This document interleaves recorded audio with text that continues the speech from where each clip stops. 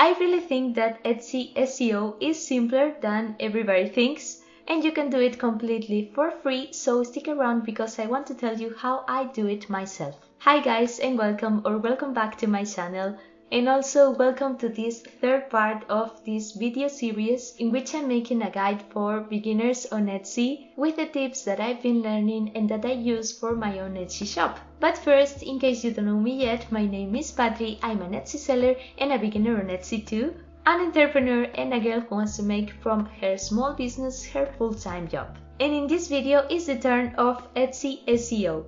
I really want to apologize for this slide today. I know I have to do a lot of editing later because today is a really rainy day, but I can do nothing more, guys. I'm so sorry. So let's continue. So yes, this is the third part of this video series and I think you're going to find it very useful. And today I want to share with you the steps that I follow to do a good keyword research. Always remember that I'm not an expert, but it is true that I have been learning valuable information in the past few months, and I want to share it with you in case I can't help you or maybe inspire you in any way to grow your small business. And since both you and I are starting, I know that the beginnings are usually complicated, so I also know that it is so necessary to reduce expenses, especially in the beginning. And that is why I want to show you how I do my Etsy SEO completely for free. So without further ado, let's go there with the video.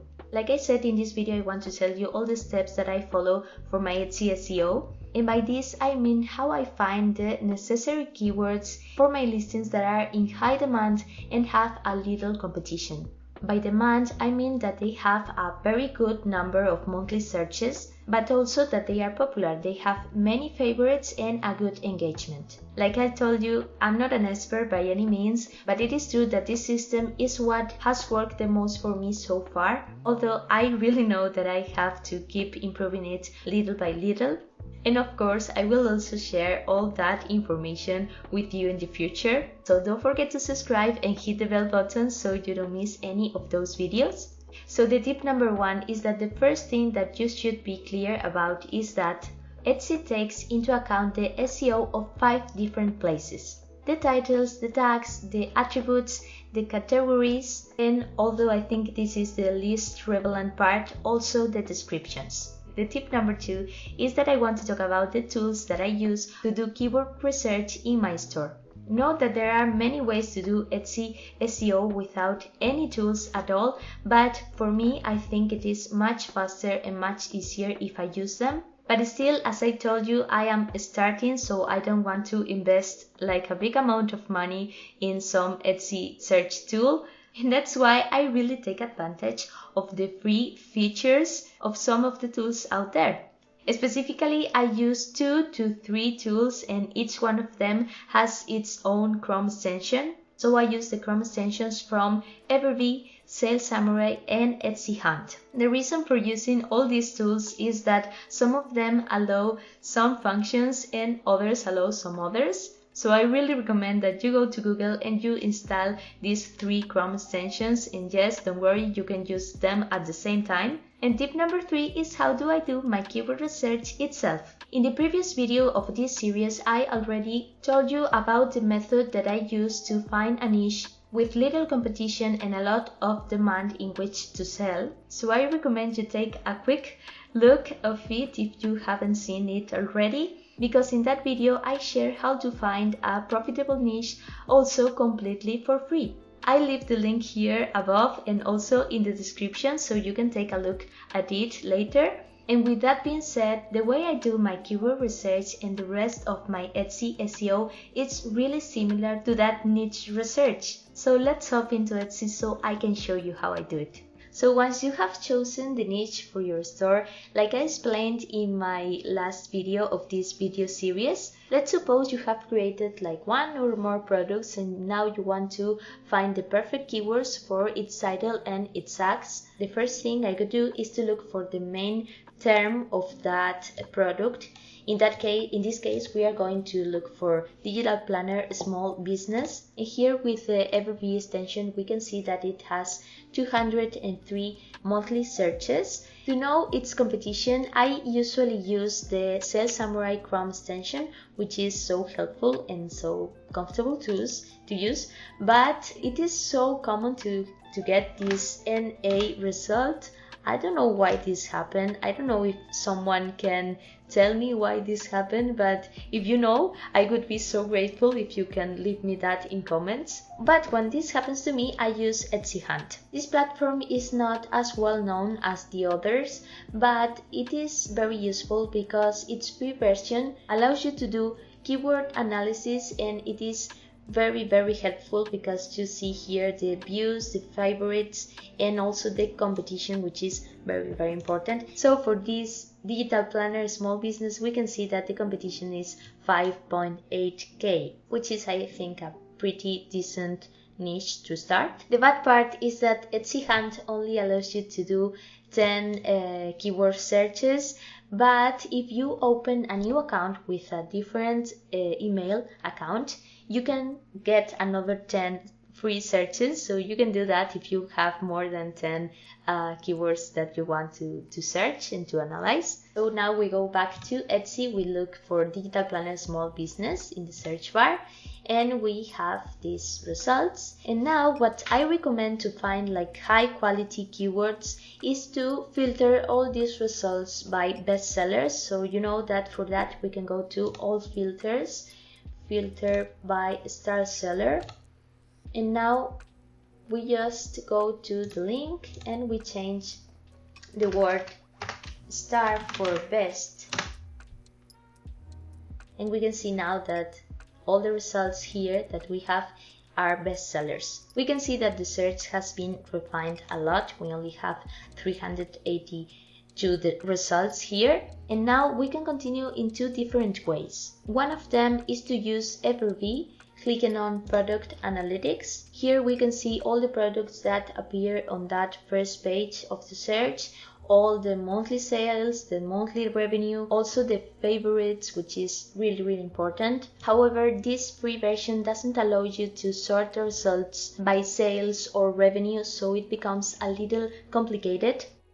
That is why I prefer to use this another tool. If you have installed all the Etsy Hunt Chrome extensions, you will see that in the search page you have a batch analysis tag. You can click on here, and we can see that on the right side appears all this summary of the products of this page, just like in Everbee. The only difference is that instead of being able to see the sales for the last month, we can only see the sales for the last 7 days. But I think it is pretty useful too. But the good news is that you can sort the results using any of these values as a reference, so it is so much easier. So I would recommend that you sort them by the sales of the last 7 days, and then make a selection of 5 to 10 different listings that are similar to the product that you have created, and then open them in different tabs. So we are going to do this now. Our keyword was digital planner small business, so we're going to look for products that are similar to that keyword. We have here this listing, for example. We can click on it, or in this little arrow here, and we can see that a little summary appears. What I want to do is go to the Etsy listing itself. So we click on this name, then another Etsy Hunt page opens. So to go to the real product, we can click here in this little icon, and now we can see the Etsy listing here. Like I said, I will keep doing this with 5 to 10 products, and I always try to take as reference those which are in more than 20 cards.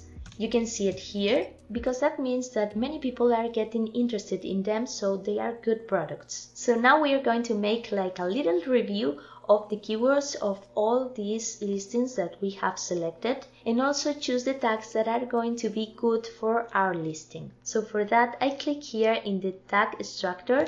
This is the Etsy Hunt Chrome extension too. And now we can see that a list of keywords has opened. You can also see the keywords here in this little table, but I prefer to use this part because look at this. You can see a lot of information, the views, the favorites, the competition, which is really important, and also the sales, which is good to know if these keywords are making good sales. So it makes very easy to know if a keyword is a good choice or not.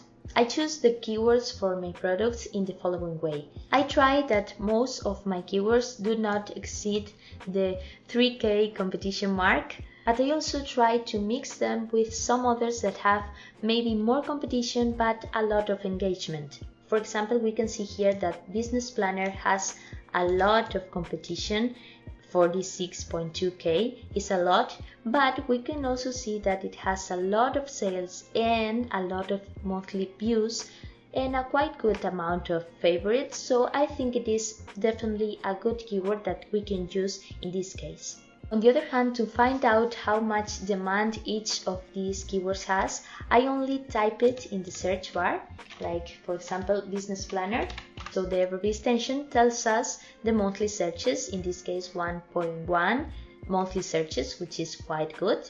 In the case it is a word that has almost no monthly searches or no monthly searches at all, then I will most likely drop it because people just aren't looking for my product in that way. So I would validate one by one all the keywords, and I would do the same with all the 5 to 10 listings that I have selected. And what I do recommend is to write them in a Word document like this, for example. And I would do this with all my tags. For example, you can see that accounting template is maybe a good keyword because it's only 2.2K competition. We can search again here, accounting template. And we can see that the monthly searches are 366, which is very good. So we can use these too. And I would keep doing this with all the keywords and in all the products that I have selected previously. And I recommend that you keep writing all these keywords in a Word document like this so you don't miss any of them. So this is how you can choose your 13 tags. And in case you have selected more than 13 tags, there is no problem because you can use them later in your title. To create my product title, I do something similar. First, I copy and paste all the titles of all the listings that I have selected. I copy them in the Word document. Here I only have 3 titles of 3 different listings, but I would do this with much more products, like I said. Now I check which keywords are interesting to me or which keywords are repeated the most. For example, here we have digital small business planner, business planner, it's a good option too. Expense tracker, sales tracker, I think these are good keywords for my listings. So I write them down like this and then I analyze them. And to do this, I do the same like before. I just copy and paste them on the search bar. Now we see the monthly searches and also the competition. You know, you can use Sales Samurai, and if you don't have the result, the right result, you can go to Etsy Hunt and do the same like before.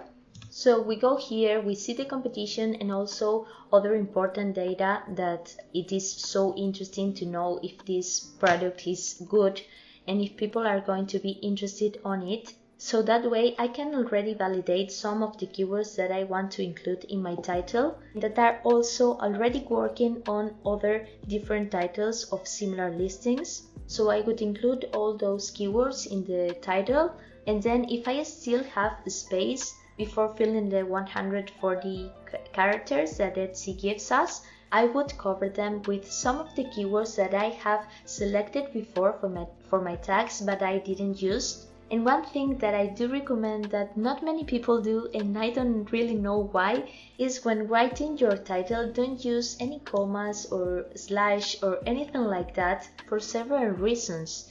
One is that you would be wasting a lot of title characters. And the other is that if you add commas or all these separations, you can't really do keyword combinations. For example, here, if we start our title like this, we can see that we can use a lot of keywords.